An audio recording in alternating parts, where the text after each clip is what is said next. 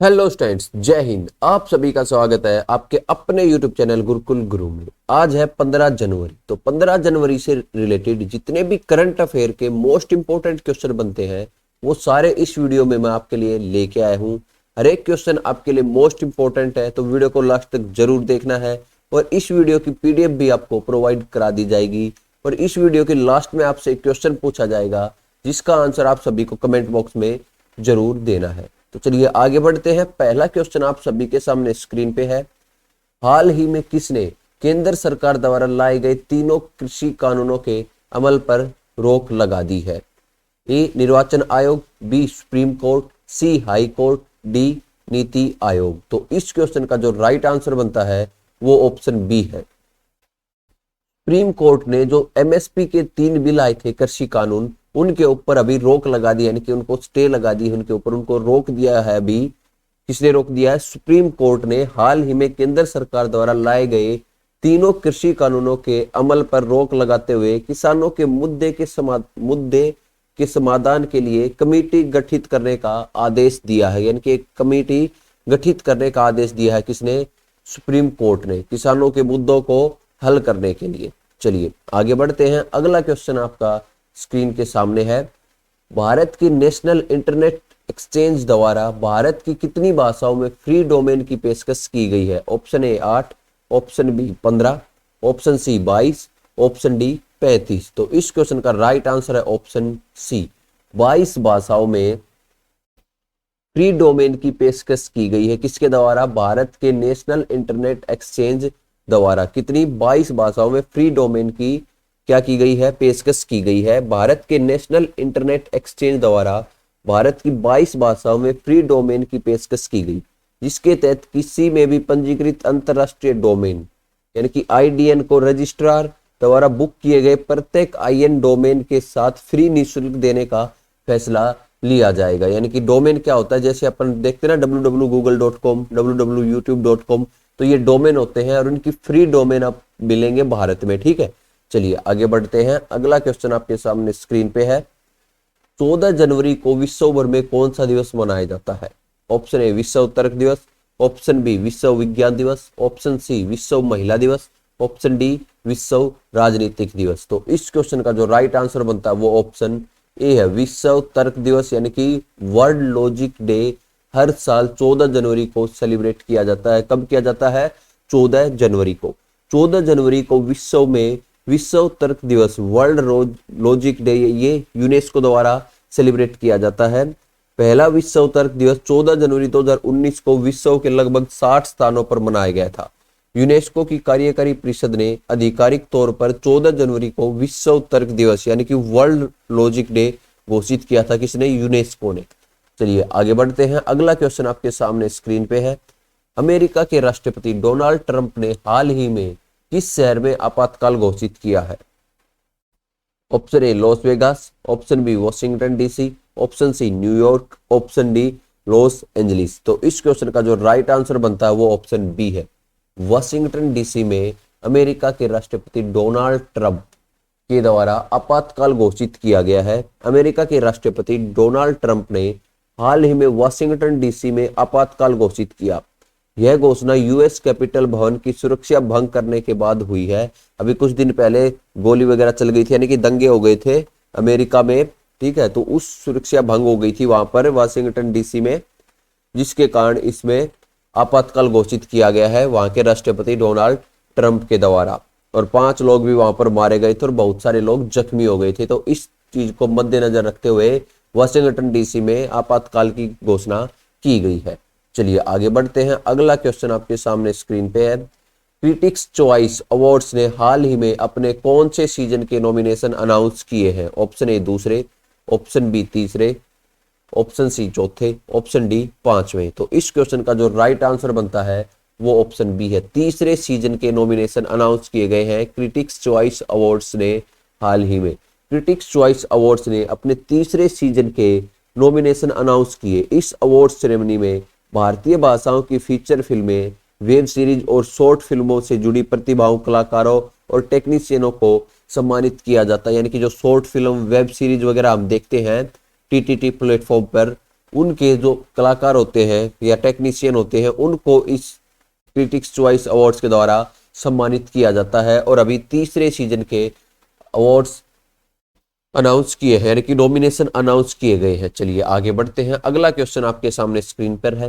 केंद्रीय मंत्रिमंडल ने वैज्ञानिक एवं तकनीकी सहयोग के लिए भारत और किस देश के बीच हुए समझौते ज्ञापन को मंजूरी दे दी है? Option A Japan, option B Australia, option C Africa, option D संयुक्त अरब अमीरात। तो इस क्वेश्चन का जो राइट आंसर बनता है वो ऑप्शन डी है, यूएई, यानी कि संयुक्त अरब अमीरात और भारत के बीच हुए वैज्ञानिक एवं तकनीकी सहयोग समझौते के ज्ञापन को मंजूरी दे दी गई है केंद्रीय मंत्रिमंडल के द्वारा।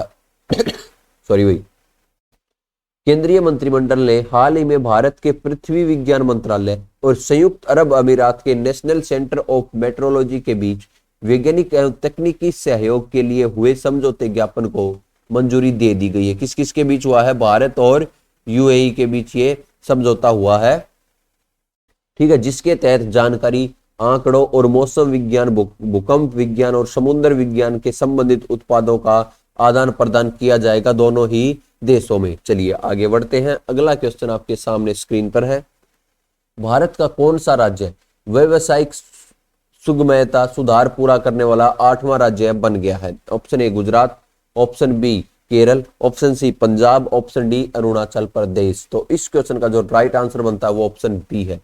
भारत का केरल राज्य 8वां राज्य बन गया है व्यावसायिक सुगमयता सुधार करने वाला, यानी कि फाइनेंस डिपार्टमेंट में सुधार करने वाला 8वां राज्य बन गया है। भारत का केरल राज्य व्यावसायिक सुगमयता सुधार पूरा करने वाला 8वां राज्य बन गया है, जिसके तहत केरल खुले बाजार की उधारी के माध्यम से केरल 2373 करोड़ रुपए का अतिरिक्त वित्तीय संसाधन जुटाने के लिए पात्र हो गया है।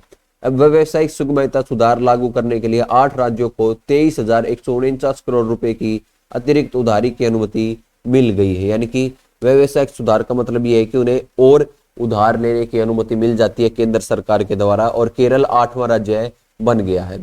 चलिए आगे बढ़ते हैं। अगला क्वेश्चन आपके सामने स्क्रीन के ऊपर है, फटाफट से पढ़ें और इसका आंसर करने की कोशिश भी करें। निम्न में से किस मंत्रालय के राष्ट्रीय जल जीवन मिशन ने स्मार्ट जल आपूर्ति मापन एवं निगरानी विकसित करने के लिए एक आईसीटी ग्रैंड चैलेंज की शुरुआत की है? ऑप्शन ए खेल मंत्रालय, ऑप्शन बी योजना मंत्रालय, ऑप्शन सी सांस्कृतिक मंत्रालय, ऑप्शन डी जल शक्ति मंत्रालय। तो यहाँ पर बात जल की हो रही है, तो इस क्वेश्चन का राइट आंसर होगा ऑप्शन डी, जल शक्ति मंत्रालय ने। किसने? जल शक्ति मंत्रालय ने इलेक्ट्रॉनिक्स एवं सूचना प्रौद्योगिकी मंत्रालय के सहयोग से राष्ट्रीय जल मिशन ने स्मार्ट आपूर्ति मापन एवं निगरानी विकसित करने के लिए एक आईसीटी ग्रैंड चैलेंज की शुरुआत की है, जिसमें जल जीवन मिशन ग्रैंड चैलेंज का उपभोक्ता एजेंसी होगा और सीडैक बेंगलुरु कार्यान्वयन एजेंसी होगी। यानी कि किसकी शुरुआत की है? आईसीटी ग्रैंड चैलेंज की शुरुआत की गई है, किसके द्वारा? जल शक्ति मंत्रालय के द्वारा। चलिए आगे बढ़ते हैं। अगला क्वेश्चन आपके सामने स्क्रीन के ऊपर है, नई विदेश व्यापार नीति किस तारीख से लागू होगी? Option A 31 March, option B 1 April, option C 1 March, option D 1 फरवरी। तो इस क्वेश्चन का जो राइट आंसर है वो 1 अप्रैल है। 1 अप्रैल से नई विदेश व्यापार नीति लागू हो जाएगी, क्योंकि जो इसका जो फाइनेंस ईयर होता है, इंडिया का जो फाइनेंस ईयर होता है वो होता है कब से? 1 अप्रैल से लेके 31 मार्च तक का होता है, ठीक है। ये एक साल 1 अप्रैल से लेके 31 मार्च होता है। वैसे जो साल होता है वो 1 जनवरी से 1 दिसंबर होता है, पर जो फाइनेंशियल ईयर होता है इंडिया का वो 1 अप्रैल से 31 मार्च तक होता है। तो जो भी नई नीति लागू होती है फाइनेंस के लिए वो 1 अप्रैल को ही हमेशा लागू की जाती है। चलिए आगे बढ़ते हैं। अगला क्वेश्चन है, भारत की गणतंत्र दिवस परेड 2021 में किस देश की सैन्य टुकड़ी भाग लेगी? Option A France, option B रूस, option C Britain, option D Bangladesh. तो इस क्वेश्चन का जो राइट आंसर बनता है वो ऑप्शन डी है, बांग्लादेश की एक सैन्य टुकड़ी 26 जनवरी को गणतंत्र दिवस की परेड में भाग लेगी, ठीक है। और यहाँ पर एक चीज आपको ये बतानी है कि 26 जनवरी को जो गणतंत्र दिवस परेड होने वाली है उसके जो मेन गेस्ट है, चीफ गेस्ट होंगे, वो कौन से देश के राष्ट्रपति होंगे? जो कि एक भारतीय मूल के राष्ट्रपति। आपको उस देश का नाम बताना है, छोटा सा देश है। भारतीय मूल के जो राष्ट्रपति हैं वो शामिल होंगे उसमें, ठीक है। पहले ब्रिटेन के आने वाले थे, पर अब कुछ कारणों की वजह से वो नहीं आएंगे। अब वो दूसरे देश के राष्ट्रपति आएंगे जो अभी कुछ दिन पहले उनका सिलेक्ट हुए हैं राज्य राष्ट्रपति। तो आपको उस देश का नाम बताना, उस राष्ट्रपति का भी नाम आपको बताना है। तो ये थे आपके आज के करंट अफेयर, यानी कि 15 जनवरी से related most important question of current affairs. अब एक क्वेश्चन आपसे पूछा जाएगा जिसका आंसर आप सभी को कमेंट बॉक्स में जरूर देना है। भारत बायोटेक ने कोवैक्सीन की आपूर्ति के लिए किस देश की कंपनी के साथ समझौता किया है? Option A Brazil, option B रूस, ऑप्शन सी तुर्की, ऑप्शन डी स्पेन। तो इस क्वेश्चन का राइट आंसर आपको कमेंट बॉक्स में लिखना है। इससे ये पता लगेगा कि आप कितना अपनी तैयारी के लिए डेडिकेटेड है। ठीक है, तो ये थे आपके आज के करंट अफेयर। अगर वीडियो अच्छी लगी है, वीडियो समझ में आई है, तो वीडियो को लाइक करें, वीडियो को अपने दोस्तों के साथ शेयर करें, और चैनल को सब्सक्राइब नहीं किया तो चैनल को सब्सक्राइब करके बेल आइकन को जरूर प्रेस कर लें। ठीक है, क्योंकि आने वाली हर एक वीडियो की नोटिफिकेशन के लिए आपको चैनल को सब्सक्राइब करना पड़ेगा और बेल आइकन को प्रेस करना पड़ेगा। और आपको मैं टाइम बता देता हूं, मैथ की क्लास का टाइम। ठीक है, टाइम होता है, मैथ की लाइव क्लास होती है, अर्थमेटिक स्पेशल जो बैच चल रहा है उसकी क्लास होती है 7 PM पे, और एडवांस मैथ जो स्पेशल चल रहा है उसकी क्लास होती है 9 PM पे। ठीक है, ये दो क्लास अपनी कंटिन्यू चल रही है, और पूरा अर्थमेटिक स्पेशल बैच कराया जाएगा और पूरा एडवांस स्पेशल बैच भी कराया जाएगा। तो चैनल को सब्सक्राइब करके बेल आइकन को जरूर प्रेस कर लें। तो मिलते हैं नेक्स्ट वीडियो में, तब तक के लिए जय हिंद, जय भारत।